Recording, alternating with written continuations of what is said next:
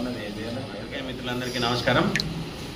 ముందుగా బహుజనులందరికీ సర్వాయి పాపన్న గారి జయంతి సందర్భంగా శుభాకాంక్షలు తెలియజేసుకుంటూ, సిరిసిల్ల నియోజకవర్గంలో కాంగ్రెస్ ప్రభుత్వం అధికారంలోకి వచ్చిన తర్వాత ఈ నియోజకవర్గంలో ఒక 2-3 వేల ఎకరాలు గత ప్రభుత్వం ఏదైతే బీఆర్ఎస్ పార్టీ వారి అనుయాయులకు రాసిచ్చింది, వాటన్నింటినీ బయటికి తీస్తున్నాం. మేము వాటన్నింటినీ ఏదైతే చట్ట ప్రకారంగా కాని వాటిని అన్నింటినీ క్యాన్సిల్ చేసి ఆ చేసుకున్న వాళ్ళందరినీ జైలుకు పంపుతానన్నారు. మన జిల్లా కలెక్టర్ గారు కూడా ఆరంభ శూరత్వమే చూపెట్టారు. ఏదో చిన్న చితక వ్యక్తులను 4-5 రికవరీ పెట్టి జైలుకు పంపారు తప్ప ఇందున్న పెద్ద పెద్ద వ్యక్తులు ఎవరైతే ఉన్నారో వాళ్ళని ఏం చేయలేకపోతాను. ఈరోజు బలహీన వర్గాలకు ఇద్దామంటే భూమి లేకుండా అయిపోయింది. కాంగ్రెస్ పార్టీ నాయకులేమో 2000 ఎకరాలు 3000 ఎకరాలు వీళ్ళు కబ్జా చేసిర్రు, వాళ్ళందరినీ రికవరీ పెడతామని చెప్పి కాంగ్రెస్ వాళ్ళు అంటారు.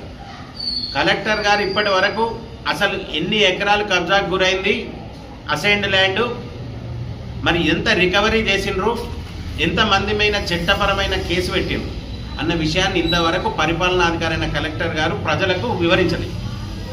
మరి ఏం జరుగుతుంది ఇక్కడ అన్నది తెలుసుకోవాల్సిన అవసరం ఉన్నది.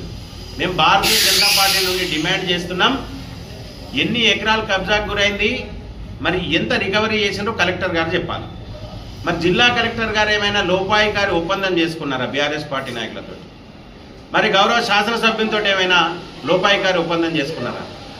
చిన్న చితక వ్యక్తులనే తప్ప బడా బడా లీడర్లు ఎవరైతే కబ్జాకు గురి చేసుకొని అసైన్డ్ భూములు అసైన్మెంట్ కమిటీకి సంబంధం లేకుండా అధికారుల మీద ఒత్తిడి తెచ్చి ఎవరైతే కబ్జాలు చేసుకొని పాస్బుక్లు పొంది అనుభవిస్తున్నారో వాళ్ళందరినీ చిట్టా బయటికి తీయాలా. ఒకరికి ఒక న్యాయం ఇంకొకరికి ఒక న్యాయం అన్నట్టు కాకుండా ప్రతి ఒక్క వ్యక్తికి చట్టపరంగా శిక్ష అనుభవించే విధంగా. ఈరోజు నిన్నగాక మొన్న ముస్తాబాద్లో మా మండలాధ్యక్షుడు ప్రెస్ మీట్ పెట్టి చెప్పిండ్రు, 410 survey number, 608 survey number. 608 survey నెంబర్లో 100 ఎకరాల అసైన్ ల్యాండ్ ఉంది, దాని అంతా కబ్జా చేసిరని చెప్పి. 604 సర్వే నెంబర్ల 410 సర్వే నెంబర్ల సుమారు 50 ఎకరాలు కబ్జాకు గురైంది, స్టోన్ క్రషర్లు పెట్టిరని చెప్పి దాని మీద ఎంక్వైరీ లేదు. అదే రకంగా సిరిసిల్ల మానే ఈ కొత్త చెరువు పక్కకున్న DCMS గోదాంకు సంబంధించిన భూమి అసలు ల్యాండ్ ఎంత ఉంది, ఎంత కబ్జాకు గురైంది, దాన్ని ఎంక్వైరీ చేసే పరిస్థితులు లేదు. మరి జిల్లా కలెక్టర్ గారు ఏం చేస్తున్నారు?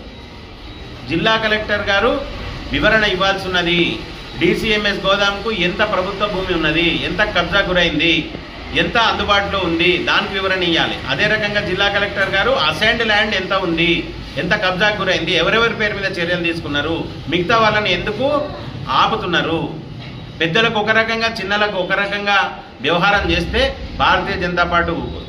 ఇంకొక విషయం ఏంటంటే ఇప్పుడు కూడా మున్సిపల్ స్పెషల్ అధికారిగా కలెక్టర్ గారే ఉండి ఉంటారు. తప్పకుండా ఇక్కడ మున్సిపల్లో జరుగుతున్న లేఅవుట్ ల్యాండ్ల ఆక్రమణ, మున్సిపల్లో ఇంతవరకు ఎంత లేఅవుట్లు చేసిర్రు, ఎంత ల్యాండ్లు ఆక్రమించుకున్నారు, లేఅవుట్ ల్యాండ్లు ఏడున్నాయి, మరి ఎవరి ఆధీనంలో ఉన్నాయి, దాన్ని కూడా వివరణ ఇవ్వాల్సిన అవసరం జిల్లా కలెక్టర్ గారికి ఉన్నది. మరి ఈరోజు మేము సహకరిస్తామని ఎంతవరకు చెప్పినా కానీ మమ్మల్ని వాడుకునే పరిస్థితిలో జిల్లా కలెక్టర్ గారు లేరు. రానున్న రోజుల్లో ఈ అసైన్డ్ ల్యాండ్ ఏవైతే ఉన్నాయో బలహీన వర్గాలకు కాకుండా పెద్దలు ఆక్యుపై చేసిన దాన్ని వీరిగిట ఎంత కబ్జా అయింది, ఎంత ఉందో వివరణ ఇవ్వనట్లయితే భారతీయ జనతా పార్టీ నుండి కలెక్టరేట్ ముట్టడి ప్రోగ్రాం తీసుకుంటామని చెప్పి పాత్రికేయ మిత్రుల సమావేశంలో తెలియజేస్తున్నాం. భారత్ మాతాకి జై.